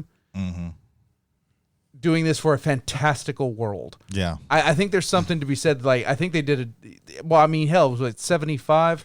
We're Yeah, talking I almost can't 50 remember years exactly. now. Yeah. Like, and it's still loved. Yeah, Augustus Gloop being trapped in the thing was The like chocolate really tube. weirded me out. There's Dude, a- Violent Beauregard Yeah, turning Violet into a Beauregard. giant fucking There's so blueberry many was very parts disturbing of to that me. movie. there That a- was more funny to me. I don't know why. I just think Body horror, Jay. Yeah, that didn't fuck me up as much, but like I still was like, oh man, I don't like this. This like, is, I think honestly what deflates that for me is the father going, "You're turning violet, Yeah. and I'm like, oh, okay, That's true. There's a YouTube channel I watch, Corridor Crew, and there was I've seen them. one of the episodes was they took Willy Wonka and the Chocolate Factory and they made it R-rated, and so they took the probably didn't have to do too much. every other second that It was chicken very gets his head. There's one frightening scene in that movie that it's implied when Mike TV gets turned into like a little bitty like character on TV, and he goes, "Don't worry, we're gonna take him to the tappy pulling room and we're gonna stretch him into place." Like, oh, that sounds awful. Yeah. Yeah.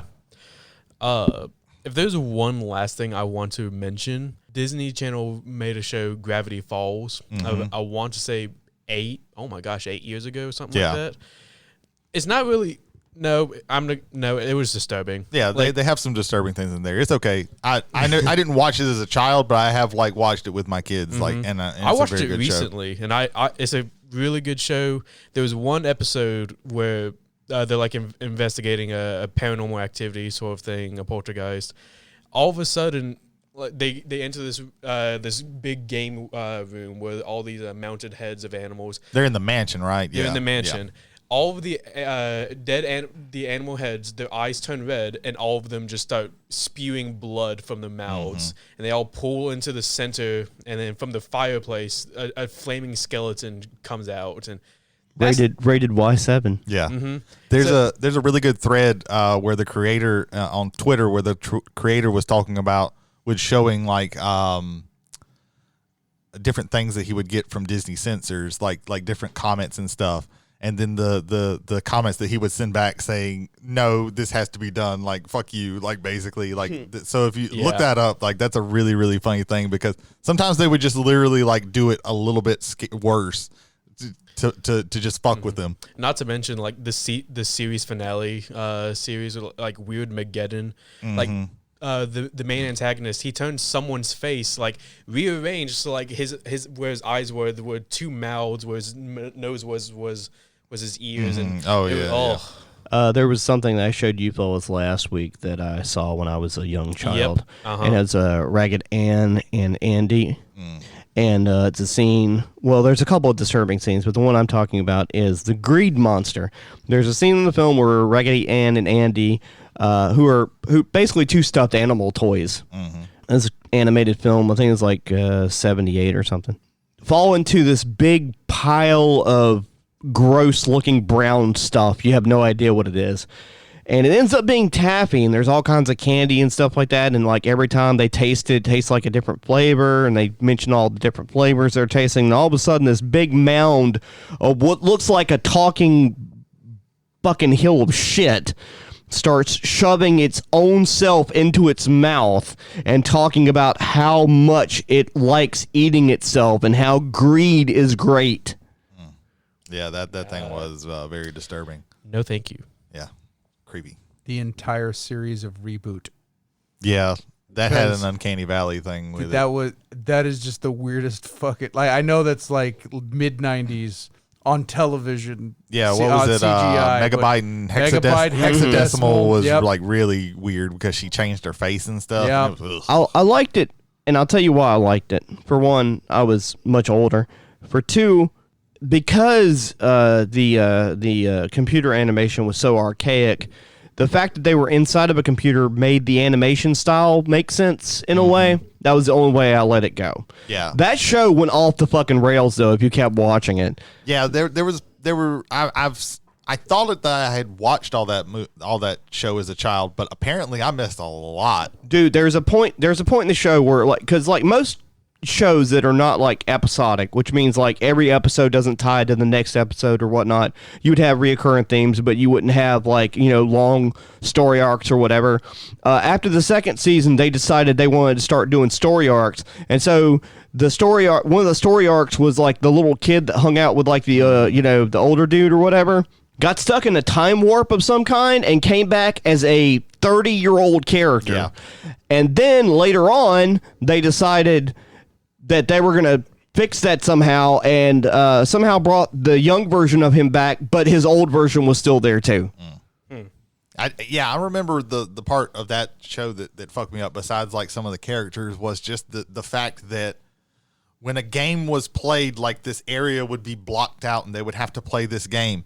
And they showed the consequences of like losing that game. You died. Like that area that was blocked out didn't exist anymore. And that was like, oh man, I was like, what the fuck is this? Of course I didn't say that as a child because I didn't curse when I was super young. I like to think you were like I think you were cursing every other word. But I was like, oh, I don't that's like my this. headcanon now. I do not like this. Like this was, I didn't watch this growing up.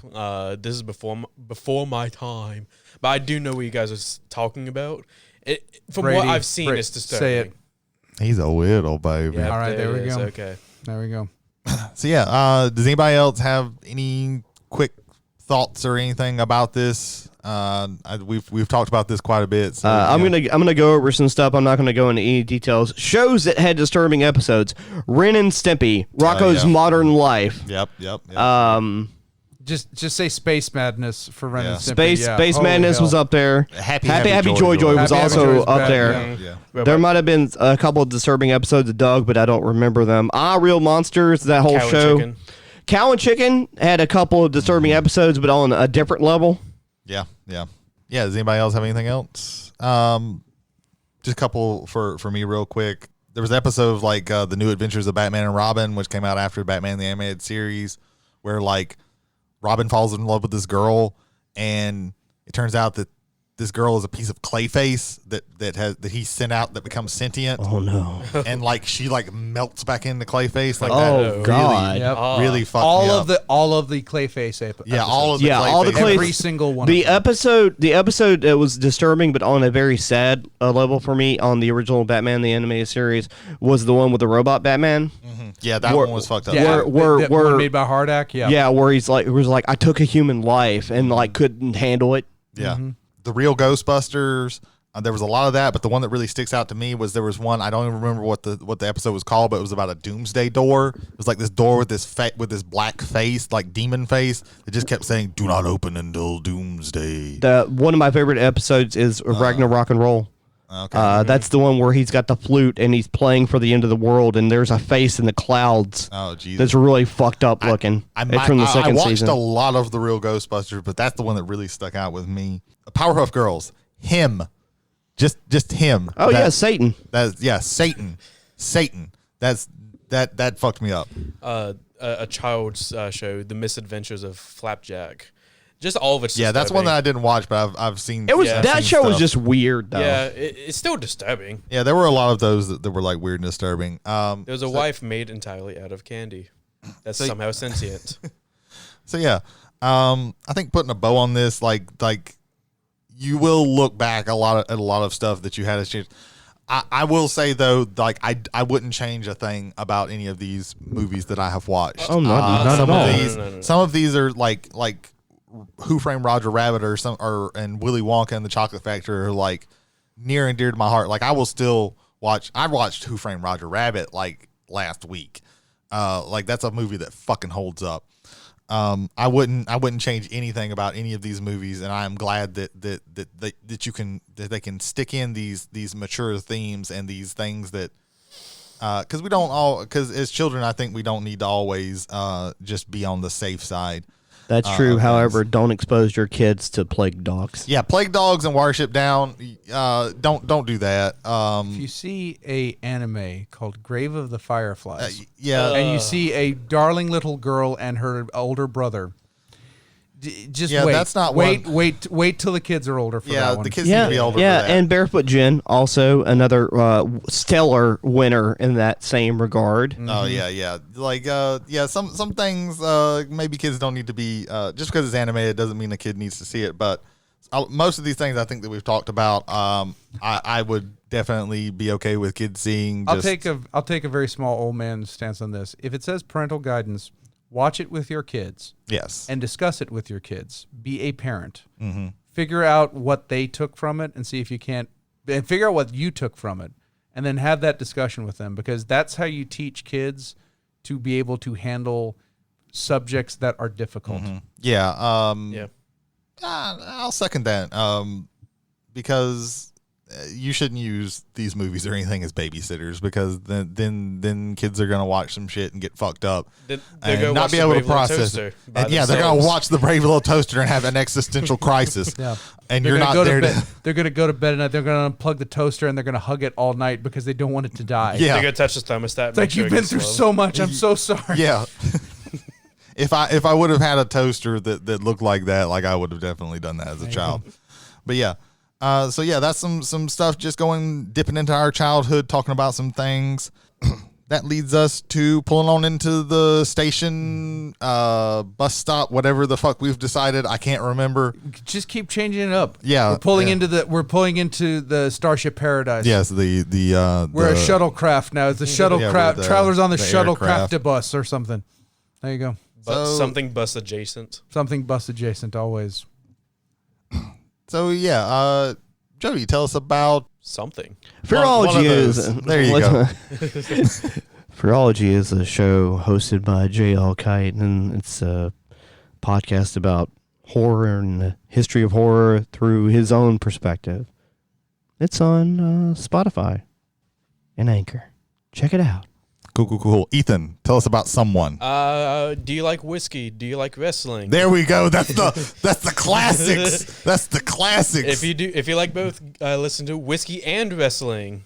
Jason Holder and Michael Hill, they talk about AEW. They have to talk about WWE. WDD. They have to talk about WD-40. And they also talk about whiskey. So again, Whiskey and Wrestling, Jason Holder, Michael Hill.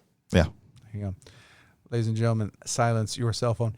Kevin Shelton. There we go. And Kate Upton discuss some of the finest movies that are going today. They advise you via the podcast ways and also on YouTube. A new YouTube.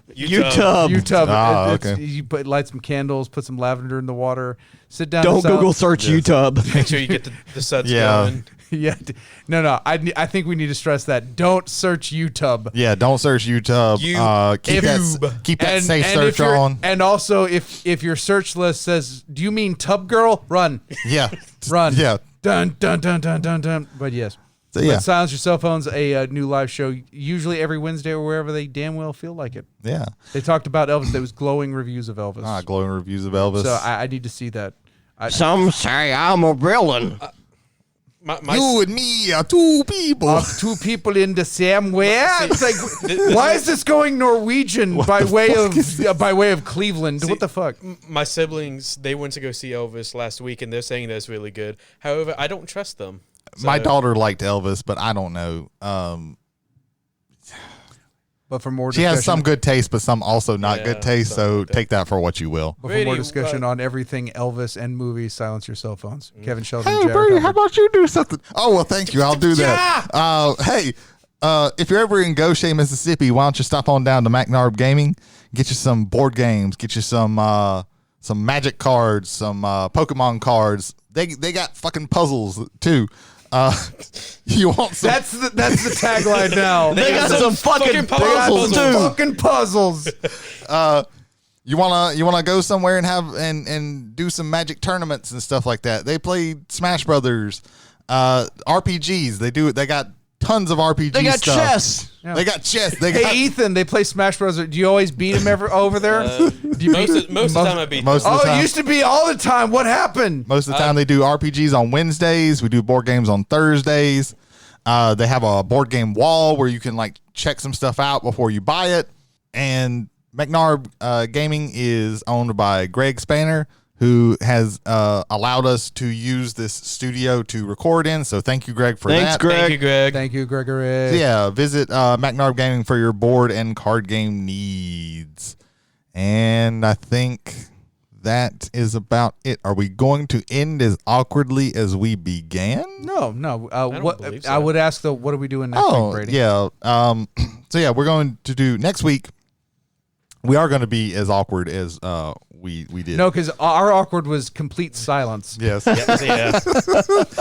So yeah, next week we're going to do a history of nerd culture through art and how art has influenced nerd culture and how nerd culture has influenced art. Does anybody have any advice for anybody as we head out? If you get a slushie from Sonic and you run out of juice, you can always open a can of Sprite and add more. Add Sprite. It's good and also incredibly. Who is this homeless man that just broke in here? Yeah, that is good and creepy advice. You We could have will. just like, hey Jody, you got some advice, and then it's That like, wasn't Jody. oh God, it's Jim. God, it's yeah. Jim. No, Invasion! Invasion! Ethan, do the drift off until the to the closing credits. Yeah. I'm Ethan. What? Is that what we're doing? Are we doing that? Yep. It's we weren't trying to make this awkward. No. But I guess we're going to. If we weren't trying to make this awkward, why am I not wearing pants? Pants.